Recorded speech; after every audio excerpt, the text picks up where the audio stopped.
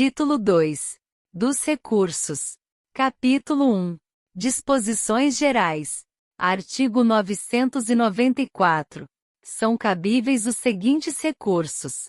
Inciso 1. Apelação. Inciso 2. Agravo de instrumento. Inciso 3. Agravo interno. Inciso 4. Embargos de declaração. Inciso 5. Recurso ordinário. Inciso 6. Recurso especial. Inciso 7.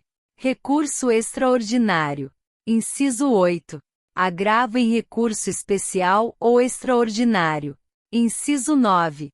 Embargos de divergência. Artigo 995. Os recursos não impedem a eficácia da decisão, salvo disposição legal ou decisão judicial em sentido diverso. Parágrafo único. A eficácia da decisão recorrida poderá ser suspensa por decisão do relator, se da imediata produção de seus efeitos houver risco de dano grave, de difícil ou impossível reparação, e ficar demonstrada a probabilidade de provimento do recurso. Artigo 996. O recurso pode ser interposto pela parte vencida, pelo terceiro prejudicado e pelo Ministério Público, como parte ou como fiscal da ordem jurídica. Parágrafo único. Cumpre ao terceiro demonstrar a possibilidade de a decisão sobre a relação jurídica submetida à apreciação judicial atingir direito de que se afirme titular ou que possa discutir em juízo como substituto processual. Artigo 997. Cada parte interporá o recurso independentemente, no prazo e com observância das exigências legais. Parágrafo 1º. Sendo vencidos autor e réu, ao recurso interposto por qualquer deles poderá aderir o outro. Parágrafo 2º. O recurso adesivo fica subordinado ao recurso independente, sendo-lhe aplicáveis as mesmas regras deste. Quanto aos requisitos de admissibilidade e julgamento no tribunal, salvo disposição legal diversa, observado, ainda, o seguinte. Inciso 1. Será dirigido ao órgão perante o qual o recurso independente fora interposto, no prazo de que a parte dispõe para responder. Inciso 2. Será admissível na apelação, no recurso extraordinário e no recurso especial. Inciso 3. Não será conhecido, se houver desistência do recurso principal, ou se for ele considerado inadmissível. Artigo 998. O recorrente poderá, a qualquer tempo, sem a anuência do recorrido ou dos litisconsortes, desistir do recurso. Parágrafo único. A desistência do recurso não impede a análise de questão cuja repercussão geral já tenha sido reconhecida e daquela objeto de julgamento de recursos extraordinários ou especiais repetitivos. Artigo 999. A renúncia ao direito de recorrer independe da aceitação da outra parte. Artigo 1000. A parte que aceitar expressa ou tacitamente a decisão, não poderá recorrer. Parágrafo único. Considera-se aceitação tácita a prática, sem nenhuma reserva, de ato incompatível com a vontade de recorrer. Artigo 1001. Dos despachos não cabe recurso. Artigo 1002. A decisão pode ser impugnada no todo ou em parte. Artigo 1003.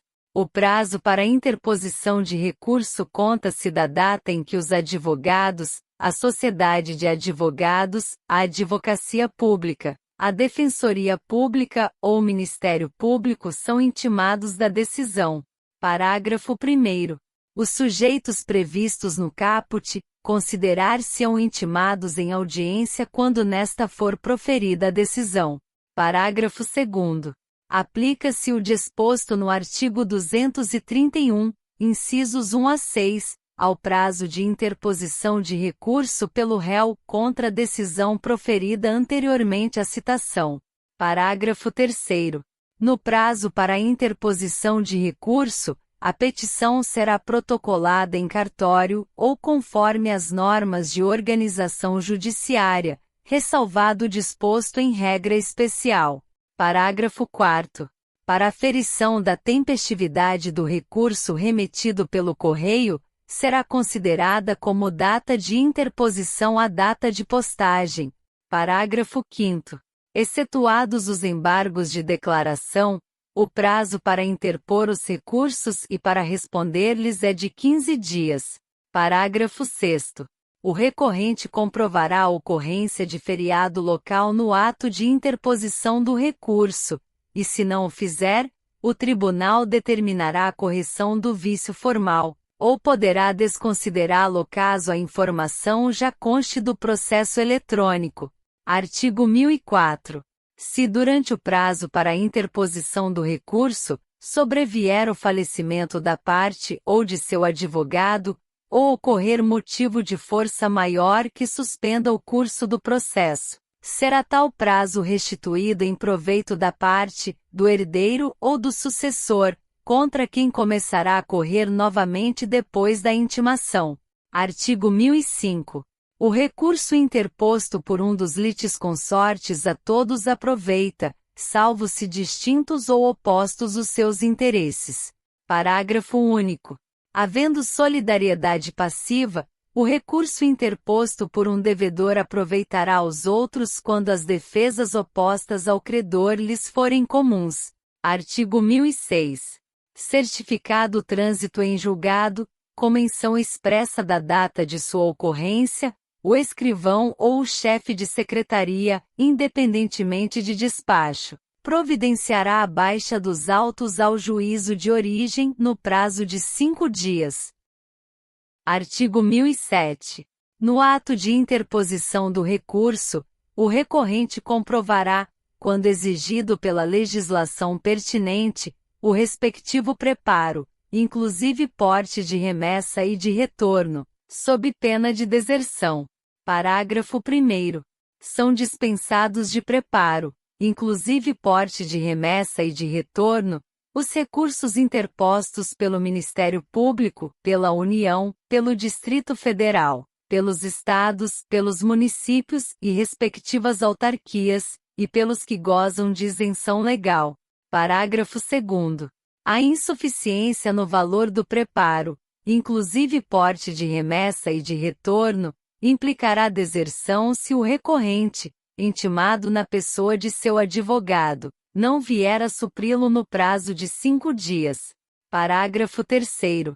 É dispensado o recolhimento do porte de remessa e de retorno no processo em autos eletrônicos. Parágrafo 4º. O recorrente que não comprovar, no ato de interposição do recurso, o recolhimento do preparo, inclusive porte de remessa e de retorno, será intimado, na pessoa de seu advogado, para realizar o recolhimento em dobro, sob pena de deserção. Parágrafo 5º. É vedada a complementação se houver insuficiência parcial do preparo, inclusive porte de remessa e de retorno, no recolhimento realizado na forma do parágrafo 4º. Parágrafo 6º. Provando o recorrente justo impedimento, o relator relevará a pena de deserção, por decisão irrecorrível, fixando-lhe prazo de 5 dias para efetuar o preparo. Parágrafo 7º. O equívoco no preenchimento da guia de custas não implicará a aplicação da pena de deserção, cabendo ao relator, na hipótese de dúvida quanto ao recolhimento, intimar o recorrente para sanar o vício no prazo de 5 dias. Artigo 1008. O julgamento proferido pelo tribunal substituirá a decisão impugnada no que tiver sido objeto de recurso. Capítulo 2. Da apelação. Artigo 1009. Da sentença cabe apelação. Parágrafo 1º. As questões resolvidas na fase de conhecimento, se a decisão a seu respeito não comportar agravo de instrumento, não são cobertas pela preclusão e devem ser suscitadas em preliminar de apelação, eventualmente interposta contra a decisão final, ou nas contrarrazões. Parágrafo 2º. Se as questões referidas no parágrafo 1º forem suscitadas em contrarrazões, o recorrente será intimado para, em 15 dias, manifestar-se a respeito delas. Parágrafo 3º. O disposto no caput deste artigo, aplica-se, mesmo quando as questões mencionadas no artigo 1015 integrarem capítulo da sentença. Artigo 1010. A apelação, interposta por petição dirigida ao juízo de primeiro grau, conterá: inciso 1. Os nomes e a qualificação das partes. Inciso 2. A exposição do fato e do direito. Inciso 3. As razões do pedido de reforma ou de decretação de nulidade. Inciso 4. O pedido de nova decisão. Parágrafo 1º. O apelado será intimado para apresentar contrarrazões no prazo de 15 dias. Parágrafo 2º. Se o apelado interpuser apelação adesiva, o juiz intimará o apelante para apresentar contrarrazões. Parágrafo 3º. Após as formalidades previstas nos parágrafos 1º e 2º, os autos serão remetidos ao tribunal pelo juiz, independentemente de juízo de admissibilidade. Artigo 1011. Recebido o recurso de apelação no tribunal e distribuído imediatamente, o relator, inciso 1, decidi-lo-á monocraticamente apenas nas hipóteses do artigo 932, incisos 3 a 5. Inciso 2. Se não for o caso de decisão monocrática, elaborará seu voto para julgamento do recurso pelo órgão colegiado. Artigo 1012. A apelação terá efeito suspensivo. Parágrafo 1º. Além de outras hipóteses previstas em lei, começa a produzir efeitos imediatamente após a sua publicação a sentença que, inciso 1, homologa divisão ou demarcação de terras. Inciso 2. Condena a pagar alimentos. Inciso 3. Extingue sem resolução do mérito ou julga improcedentes os embargos do executado. Inciso 4. Julga procedente o pedido de instituição de arbitragem. Inciso 5. Confirma, concede ou revoga tutela provisória. Inciso 6. Decreta a interdição. Parágrafo 2º. Nos casos do parágrafo 1º, o apelado poderá promover o pedido de cumprimento provisório depois de publicada a sentença. Parágrafo 3º. O pedido de concessão de efeito suspensivo nas hipóteses do parágrafo 1º poderá ser formulado por requerimento dirigido ao inciso 1. Tribunal no período compreendido entre a interposição da apelação e sua distribuição, ficando o relator designado para seu exame prevento para julgá-la. Inciso 2. Relator, se já distribuída a apelação. Parágrafo 4º. Nas hipóteses do parágrafo 1º, a eficácia da sentença poderá ser suspensa pelo relator, se o apelante demonstrar a probabilidade de provimento do recurso ou se, sendo relevante a fundamentação, houver risco de dano grave, ou de difícil reparação. Artigo 1013. A apelação devolverá ao tribunal o conhecimento da matéria impugnada. Parágrafo 1º. Serão, porém, objeto de apreciação e julgamento pelo tribunal, todas as questões suscitadas e discutidas no processo, ainda que não tenham sido solucionadas, desde que relativas ao capítulo impugnado. Parágrafo 2º. Quando o pedido ou a defesa tiver mais de um fundamento, e o juiz acolher apenas um deles, a apelação devolverá ao tribunal o conhecimento dos demais. Parágrafo 3º. Se o processo estiver em condições de imediato julgamento, o tribunal deve decidir desde logo o mérito quando: inciso 1. Reformar sentença fundada no artigo 485. Inciso 2. Decretar a nulidade da sentença por não ser ela congruente com os limites do pedido, ou da causa de pedir. Inciso 3. Constatar a omissão no exame de um dos pedidos, hipótese em que poderá julgá-lo. Inciso 4. Decretar a nulidade de sentença por falta de fundamentação. Parágrafo 4º. Quando reformar sentença que reconheça a decadência ou a prescrição, o tribunal, se possível, julgará o mérito, examinando as demais questões, sem determinar o retorno do processo ao juízo de primeiro grau. Parágrafo 5º.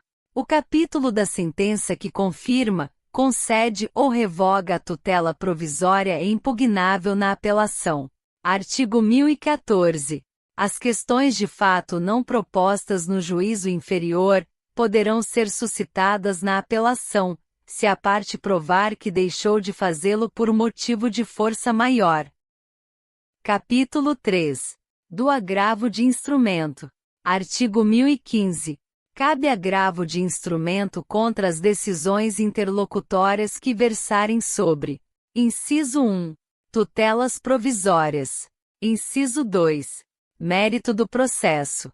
Inciso 3. Rejeição da alegação de convenção de arbitragem. Inciso 4. Incidente de desconsideração da personalidade jurídica. Inciso 5.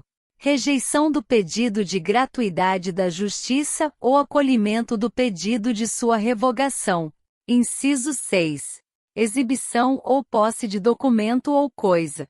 Inciso 7. Exclusão de litisconsorte. Inciso 8. Rejeição do pedido de limitação do litisconsórcio. Inciso 9. Admissão ou inadmissão de intervenção de terceiros. Inciso 10. Concessão, modificação ou revogação do efeito suspensivo aos embargos à execução. Inciso 11. Redistribuição do ônus da prova nos termos do artigo 373, parágrafo 1º. Inciso 12. Vetado. Inciso 13. Outros casos expressamente referidos em lei. Parágrafo único. Também caberá agravo de instrumento contra decisões interlocutórias proferidas na fase de liquidação de sentença ou de cumprimento de sentença, no processo de execução e no processo de inventário. Artigo 1016. O agravo de instrumento será dirigido diretamente ao tribunal competente, por meio de petição com os seguintes requisitos. Inciso 1. Os nomes das partes. Inciso 2. A exposição do fato e do direito. Inciso 3. As razões do pedido de reforma ou de invalidação da decisão e o próprio pedido. Inciso 4. O nome e o endereço completo dos advogados constantes do processo. Artigo 1017. A petição de agravo de instrumento será instruída. Inciso 1. Obrigatoriamente com cópias da petição inicial, da contestação, da petição que ensejou a decisão agravada, da própria decisão agravada, da certidão da respectiva intimação ou outro documento oficial, que comprove a tempestividade e das procurações outorgadas aos advogados do agravante e do agravado. Inciso 2. Com declaração de inexistência de qualquer dos documentos referidos no inciso 1, feita pelo advogado do agravante, sob pena de sua responsabilidade pessoal. Inciso 3. Facultativamente, com outras peças que o agravante reputar úteis. Parágrafo 1º. Acompanhará a petição o comprovante do pagamento das respectivas custas, e do porte de retorno, quando devidos, conforme tabela publicada pelos tribunais. Parágrafo 2º. No prazo do recurso, o agravo será interposto por: inciso 1. Protocolo realizado diretamente no tribunal competente para julgá-lo. Inciso 2. Protocolo realizado na própria comarca, seção ou subseção judiciárias. Inciso 3. Postagem, sob registro, com aviso de recebimento. Inciso 4. Transmissão de dados tipo facsímile, nos termos da lei. Inciso 5. Outra forma prevista em lei. Parágrafo 3º. Na falta da cópia de qualquer peça, ou no caso de algum outro vício que comprometa a admissibilidade do agravo de instrumento, deve o relator aplicar o disposto no artigo 932, parágrafo único. Parágrafo 4º. Se o recurso for interposto por sistema de transmissão de dados tipo facsímile ou similar, as peças devem ser juntadas no momento de protocolo da petição original. Parágrafo 5º. Sendo eletrônicos os autos do processo, dispensam-se as peças referidas nos incisos 1 e 2 do caput, facultando-se ao agravante anexar outros documentos que entender úteis para a compreensão da controvérsia. Artigo 1018. O agravante poderá requerer a juntada, aos autos do processo, de cópia da petição do agravo de instrumento, do comprovante de sua interposição e da relação dos documentos que instruíram o recurso. Parágrafo 1º. Se o juiz comunicar que reformou inteiramente a decisão, o relator considerará prejudicado o agravo de instrumento. Parágrafo 2º. Não sendo eletrônicos os autos, o agravante tomará a providência prevista no caput, no prazo de 3 dias a contar da interposição do agravo de instrumento. Parágrafo 3º. O descumprimento da exigência de que trata o parágrafo 2º, desde que arguido e provado pelo agravado, importa a inadmissibilidade do agravo de instrumento. Artigo 1019. Recebido o agravo de instrumento no tribunal e distribuído imediatamente, se não for o caso de aplicação do artigo 932, incisos 3 e 4, o relator, no prazo de 5 dias. Inciso 1. Poderá atribuir efeito suspensivo ao recurso ou deferir, em antecipação de tutela, total ou parcialmente, a pretensão recursal, comunicando ao juiz sua decisão. Inciso 2. Ordenará a intimação do agravado pessoalmente, por carta com aviso de recebimento, quando não tiver procurador constituído, ou pelo Diário da Justiça, ou por carta com aviso de recebimento dirigida ao seu advogado, para que responda no prazo de 15 dias, facultando-lhe juntar a documentação que entender necessária ao julgamento do recurso. Inciso 3. Determinará a intimação do Ministério Público, preferencialmente por meio eletrônico, quando for o caso de sua intervenção, para que se manifeste no prazo de 15 dias. Artigo 1020. O relator solicitará dia para julgamento em prazo não superior a 1 mês da intimação do agravado. Capítulo 4. Do agravo interno. Artigo 1021. Contra decisão proferida pelo relator caberá agravo interno, para o respectivo órgão colegiado, observadas, quanto ao processamento, as regras do regimento interno do tribunal. Parágrafo 1º. Na petição de agravo interno, o recorrente impugnará especificadamente os fundamentos da decisão agravada. Parágrafo 2º.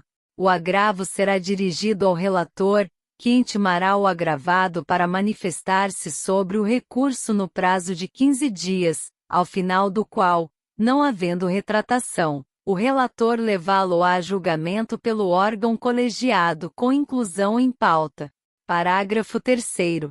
É vedado ao relator limitar-se à reprodução dos fundamentos da decisão agravada para julgar improcedente o agravo interno. Parágrafo 4º. Quando o agravo interno for declarado manifestamente inadmissível ou improcedente em votação unânime, o órgão colegiado, em decisão fundamentada, condenará o agravante a pagar ao agravado multa fixada entre 1 e 5% do valor atualizado da causa. Parágrafo 5º. A interposição de qualquer outro recurso está condicionada ao depósito prévio do valor da multa prevista no parágrafo 4º, à exceção da Fazenda Pública e do beneficiário de gratuidade da Justiça, que farão o pagamento ao final. Capítulo 5. Dos embargos de declaração. Artigo 1022. Cabem embargos de declaração, contra qualquer decisão judicial para: inciso 1. Esclarecer obscuridade ou eliminar contradição. Inciso 2. Suprir omissão de ponto ou questão, sobre o qual devia se pronunciar o juiz de ofício, ou a requerimento. Inciso 3. Corrigir erro material. Parágrafo único. Considera-se omissa a decisão que: inciso 1. Deixe de se manifestar sobre tese firmada em julgamento de casos repetitivos, ou em incidente de assunção de competência, aplicável ao caso sob julgamento. Inciso 2. Incorra em qualquer das condutas descritas no artigo 489, parágrafo 1º. Artigo 1023. Os embargos serão opostos, no prazo de 5 dias, em petição dirigida ao juiz, com indicação do erro, obscuridade, contradição ou omissão, e não se sujeitam a preparo. Parágrafo 1º. Aplica-se aos embargos de declaração o artigo 229. Parágrafo 2º. O juiz intimará o embargado para, querendo manifestar-se, no prazo de 5 dias, sobre os embargos opostos, caso seu eventual acolhimento implique a modificação da decisão embargada. Artigo 1024. O juiz julgará os embargos em 5 dias. Parágrafo 1º. Nos tribunais, o relator apresentará os embargos em mesa na sessão subsequente, proferindo voto, e não havendo julgamento nessa sessão, será o recurso incluído em pauta automaticamente. Parágrafo 2º. Quando os embargos de declaração forem opostos contra decisão de relator ou outra decisão unipessoal proferida em tribunal, o órgão prolator da decisão embargada decidi-los-á monocraticamente. Parágrafo 3º. O órgão julgador conhecerá dos embargos de declaração como agravo interno se entender ser este o recurso cabível, desde que determine previamente a intimação do recorrente para, no prazo de 5 dias, complementar as razões recursais, de modo a ajustá-las às exigências do artigo 1021, parágrafo 1º. Parágrafo 4º. Caso o acolhimento dos embargos de declaração implique modificação da decisão embargada, o embargado que já tiver interposto outro recurso contra a decisão originária tem o direito de complementar ou alterar suas razões, nos exatos limites da modificação, no prazo de 15 dias, contado da intimação da decisão dos embargos de declaração. Parágrafo 5º. Se os embargos de declaração forem rejeitados ou não alterarem a conclusão do julgamento anterior, o recurso interposto pela outra parte antes da publicação do julgamento dos embargos de declaração será processado e julgado independentemente de ratificação. Artigo 1025. Consideram-se incluídos no acórdão os elementos que o embargante suscitou, para fins de pré-questionamento, ainda que os embargos de declaração sejam inadmitidos ou rejeitados, caso o Tribunal Superior considere existentes erro, omissão, contradição ou obscuridade. Artigo 1026. Os embargos de declaração não possuem efeito suspensivo e interrompem o prazo para a interposição de recurso. Parágrafo 1º. A eficácia da decisão monocrática ou colegiada poderá ser suspensa pelo respectivo juiz ou relator se demonstrada a probabilidade de provimento do recurso ou, sendo relevante a fundamentação, se houver risco de dano grave ou de difícil reparação. Parágrafo 2º. Quando manifestamente protelatórios os embargos de declaração, o juiz ou o tribunal, em decisão fundamentada, condenará o embargante a pagar ao embargado multa não excedente a 2% sobre o valor atualizado da causa. Parágrafo 3º. Na reiteração de embargos de declaração manifestamente protelatórios, a multa será elevada a até 10% sobre o valor atualizado da causa, e a interposição de qualquer recurso ficará condicionada ao depósito prévio do valor da multa, à exceção da fazenda pública e do beneficiário de gratuidade da justiça, que a recolherão ao final. Parágrafo 4º. Não serão admitidos novos embargos de declaração se os dois anteriores houverem sido considerados protelatórios.